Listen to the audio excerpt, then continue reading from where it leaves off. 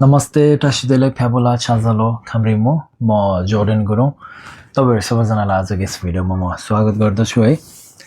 र आज चाहिँ म तपाईहरुलाई हाम्रो महागुरु छिजिङ खम्बुपा उहाँले लेख्नु भएको यो किताब जसको नाम छ थार्गेन भन्छौं हामीले है।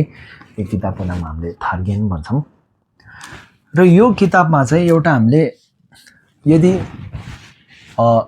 बुद्ध धर्मको बारेमा बुद्ध धर्म सम्बन्धी एउटा जान्नु मन छ भने जस्तै भनौं कसरी बुद्धता प्राप्त गर्ने है, कहिले चाहिँ हामीले बुद्धता प्राप्त गर्छौं र एउटा साधारण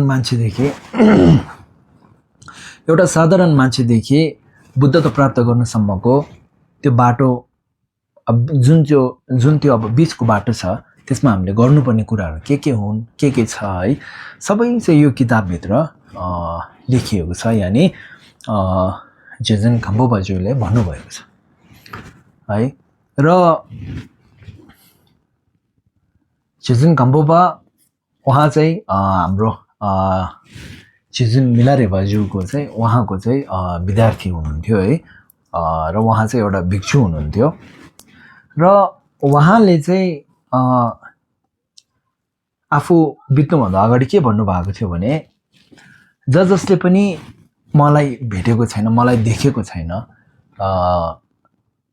उहाँहरूले चाहिँ तपाईहरुले चाहिँ यदि मेरो यो किताब यानी यो जुन मैले लेखेको यो जुन थार्गेन भन्ने किताब छ यो तपाईहरुले दर्शन गर्नुभयो भने छिजिङ खम्बुपा स्वयं दर्शन गरेको बराबर हो भनेर उहाँले त्यस्तो पनि भन्नुभएको थियो है। र अब यसमा के छ भन्दाखेरि यो भित्र यसमा के विषयमा उहाँले भन्नुभएको छ भनेर तपाईहरुलाई भन्नुपर्दा फर्स्टमा सुरुमा चाहिँ थ्यु देसिङ निङपो भन्छ। यानी थ्यु देसिङ निङपो भनेको चाहिँ बुद्धताको बीज भनौं या अथवा हरेक प्राणीहरुमा संसारका हरेक प्राणीहरु चाहे त्यो एउटा पशुपन्छी हुन्, चाहे त्यो नरकमा जन्मेको प्राणी हुन्, चाहे त्यो प्रेत हुन् है, चाहे त्यो जस्तो सुकै जहाँको मान्छे भए पनि हुन्, बुद्ध धर्म मान्ने मान्छे अथवा हिन्दू, मुस्लिम, क्रिस्चियन अथवा धर्मै नमान्ने मान्छे जस्तो सुकै भए पनि संसारमा भरको जति पनि प्राणी छ सबैमा चाहिँ एउटा बुद्धता प्राप्त गर्न सक्ने क्षमता हुन्छ भनेर त्यसको विषयमा चाहिँ सुरुमा भन्नुभएको छ है त। हामी सबैमा चाहिँ बुद्धता प्राप्त गर्न सक्ने क्षमता छ, यानी बुद्धताको बीज छ भनेर त्यसको विषयमा भन्नुभएको छ। र अब अर्को कुरा के आउँछ भने अब यदि जस्तै पशुपन्छीहरु है र जस्तै गरी अब नरकमा जन्मेका प्राणीहरु है उहाँहरूले पनि बुद्धता प्राप्त गर्न सक्ने हो भने के मान्छेकै जुनी लिनुपर्छ र भनेर पनि एउटा प्रश्न आउँछ नि।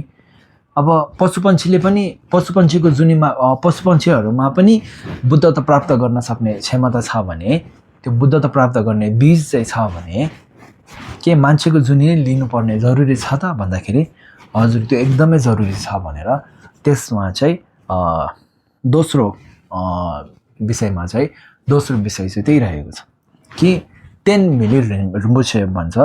यानी अब बुद्धता प्राप्त गर्ने बीज भएर मात्र भएन है। जस्तै मानौं अब एउटा उदाहरण दिनु पर्यो भने एउटा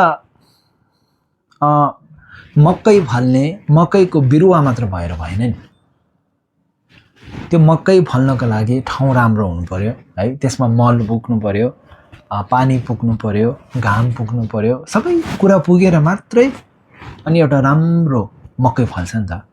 त्यसैगरी एउटा बुद्धता प्राप्त गर्ने बुद्धको बिरुवा भनौं या बुद्धको बीज चाहिँ हामी सबै प्राणीमा भए तापनि त्यो बुद्ध जन्मिनु अथवा त्यो बुद्धता प्राप्त गर्नलाई चाहिँ वातावरण है, ठाउँ सबै पुग्नु पर्यो नि एउटा।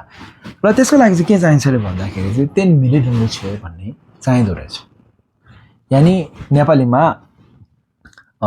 के भन्दो रहेछ भन्दाखेरि अमूल्य मानव जीवन चाहिँ प्राप्त हुनु पर्यो है। र त्यो के हो भनेर चाहिँ त्यो पाठ पढ्नु पर्यो हामीले है। र अब तेस्रोमा के छ भन्दाखेरि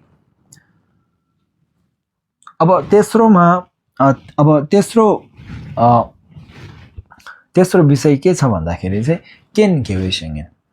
अब बुद्धत्व प्राप्त गर्ने क्षमता यानि बुद्धत्वको बीज हामी सबैमा छ। र हामी जस्तो मान्छेको कुरा गर्ने हो भने हामीलाई त्यो मिलिरुमुछ यानि अमूल्य मानव जीवन पनि हामीलाई प्राप्त भएको छ है। हाम्रो हात मुख खुट्टा सबै सही सलामत छ। हामी बुद्ध जहाँ जन्मेका थियौँ अब यानि बुद्धको धर्म फैलिरहेको त्यस्तै ठाउँमा हामी जन्मेका छौँ है। र भए तापनि अझै पनि हामीले बुद्धत्व प्राप्त गर्न नसक्नुको कारण चाहिँ के हो भन्दाखेरि चाहिँ बुद्धत्व प्राप्त गर्नलाई के चाहियो भन्दाखेरि एउटा राम्रो गुरु चाहियो, एउटा सही दिशा देखाउने।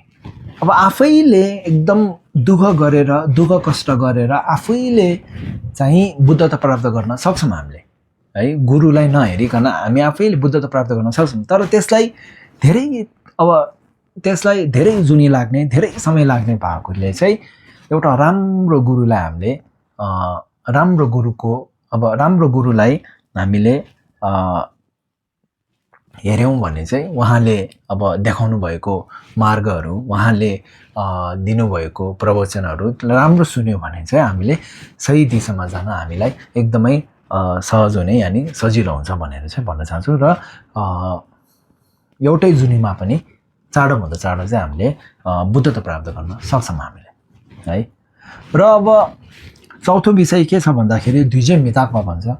यानि अब बुद्धत्वको बीज पनि छ, यो अमूल्य मानव जीवन पनि मैले प्राप्त गरेँ र मलाई मेरो गुरु पनि राम्रो छ मेरो है।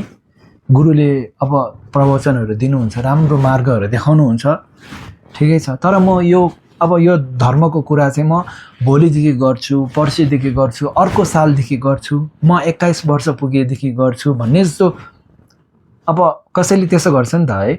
आज त भएन, आज त म यो धर्मको पाठ पढ्दिनँ, भोलिदेखि पढ्छु भन्ने, पर्सिदेखि पढ्छु भनेर त्यसरी हाम्रो जीवन बित्दै जान्छ नि। योमा चाहिँ हामीले के बुझ्नु पर्यो भन्दाखेरि चाहिँ जीवन अनित्य छ भनेर बुझ्नु पर्यो। द्विजय मिताक्वा भनेको त्यो जीवन मात्र होइन, हाम्रो जीवनमा भएको हरेक कुराहरू, संसारमा भएका हरेक कुराहरू चाहिँ अनित्य छ है। मान्छे कहिले बितेर जान्छ थाहा हुँदैन, मान्छेको अन्त कहिले आउँछ थाहा हुँदैन है। चाहे जे सुकै कुरा पनि होस्, घर होस्, जति नै राम्रो घर बनाउन् कहिले भत्केर जाला थाहा हुँदैन है। जति नै राम्रो गाडी किनुन् कहिले चाहिँ बिग्रेर जाला, कहिले चाहिँ कसैले चोरेर जाला थाहै हुँदैन है। र त्यो चाहिँ अनि बुझ्नु पर्यो, जीवन अनित्य छ भनेर बुझ्नु पर्यो र आजैदेखि धर्ममा लाग्नु पर्यो। अब आजदेखि धर्ममा लाग्नु पर्यो भन्दाखेरि फेरि कसैले सोच्ला धर्म त किन गर्नु, संसारमा त सुखै सुख छ भन्ने पनि हुन्छ है। र त्यसमा चाहिँ यो सांसारिक दुःख भन्ने कुरा चाहिँ बुझ्नु पर्यो र त्यसलाई चाहिँ पाँचौँ विषय चाहिँ त्यो रहेको छ, खोर्वे दुङ्गाल यानि संसारको दुःख बुझ्नु पर्यो है। यो हामीले यो जुन मानिसको जुनी लिएको छौँ, जुन चाहिँ हाम्रो यो शरीर छ, यो नै दुःख हो भनेर चाहिँ बुद्धले भन्नुभएको छ है। बुद्धले तपाईहरूले दुःख के हो बुझ्नु है भनेर भन्नुभएको छ। दुःख के हो थाहा हुनुपर्छ भनेर भन्नुभएको। त्यो दुःख चाहिँ के हो भन्दाखेरि हामीलाई हिर्काउने बेला पोल्ने त्यस्तो दुःख होइन। त्यो चाहिँ के हो भन्दाखेरि हामीले देख्नु नसक्ने दुःख, जुन चाहिँ आफ्नो शरीर छ, चाहे जस्तो सुकै प्राणी होस् संसारमा, जस्तो सुकै या चाहे एकदमै धनी प्राणी नै, धनी मान्छे नै किन नहोस्, त्यो मान्छेको उहाँको शरीर पनि एउटा दुःखको शरीर हो र सांसारिक दुःख हो भनेर भन्न चाहन्छु। त्यो चाहिँ बुझ्नु पर्यो। र अब जीवन अनित्य छ, संसारमा भएको सबै कुरा अनित्य छ है। र संसारको दुःख बुझ्नु पर्यो भनेर मात्र भएन कि अब कसैले हामीले एकचोटि एउटा जुनी मात्र त लिने हो भनेर सोच्ने पनि धेरै मान्छे हुन्छन् है। एउटा जुनी मात्र चाहिँ लिन्छ हामीले, फेरि अर्को जुनी त लिइँदैन भन्ने त्यस्तो सोच्ने धेरै हुन्छन्। त्यस्तो नसोच्नु होला है। कर्म र फल भनेको चाहिँ झुठो कुरा होइन, गलत कुरा होइन, यानि झुठो कुरा होइन, यो सही हो। आफूले कर्म गरेपछि त्यसको फल पाउँछै पाउँछ है। जस्तै एउटा अब एउटा मकैको बिरुवा रोपेपछि मकै फल्छ नि, त्यस्तै गरी आफूले एउटा राम्रो काम गरेको छ भने त्यसको राम्रो फल पाउँछ र आफूले नराम्रो काम गरेको छ भने त्यसको दुःखको फल, यानि त्यसको नराम्रो फल हामीले भोग्नै पर्छ। त्यो कुरा हामीले बुझ्नु पर्यो। र त्यसो गरी चाहिँ अब हामीले धर्ममा लाग्नु पर्यो है। अब क्याप्डोहरू भन्छ है, त्यसको विषयमा अब म एक दिन मजाले बनाउँला। क्याप्डो भनेको के हो, शरणगमन भन्छ। अब क्याप्डो भनेको के हो, कस्तो, अब के गर्नुपर्छ, के गर्नु हुँदैन है।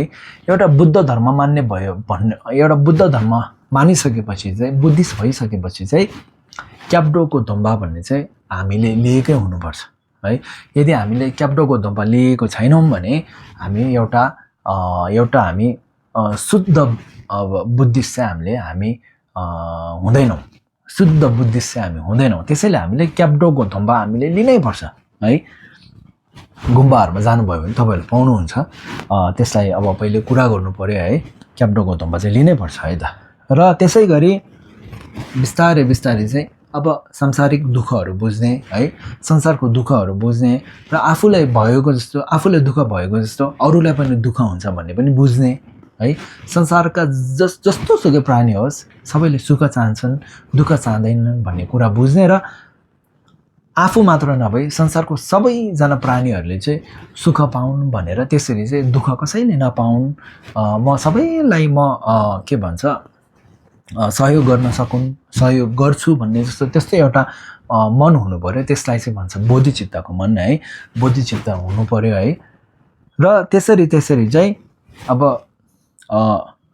बुद्धता प्राप्त गर्ने मार्गहरू छन् है, 5 मार्ग भन्छ है। छोकलाम, चोरलाम, थोङलाम, घोङलाम, मेलोमलाम भनेर यसरी चाहिँ बुद्ध प्राप्त गर्ने एउटा लेभल हुन्छ है। त्यसरी चाहिँ ल अन्तमा चाहिँ अनि गएर चाहिँ हामीले बुद्धता प्राप्त गर्ने हो है। र त्यो सबै कुरा चाहिँ यसमा भनिएको छ है।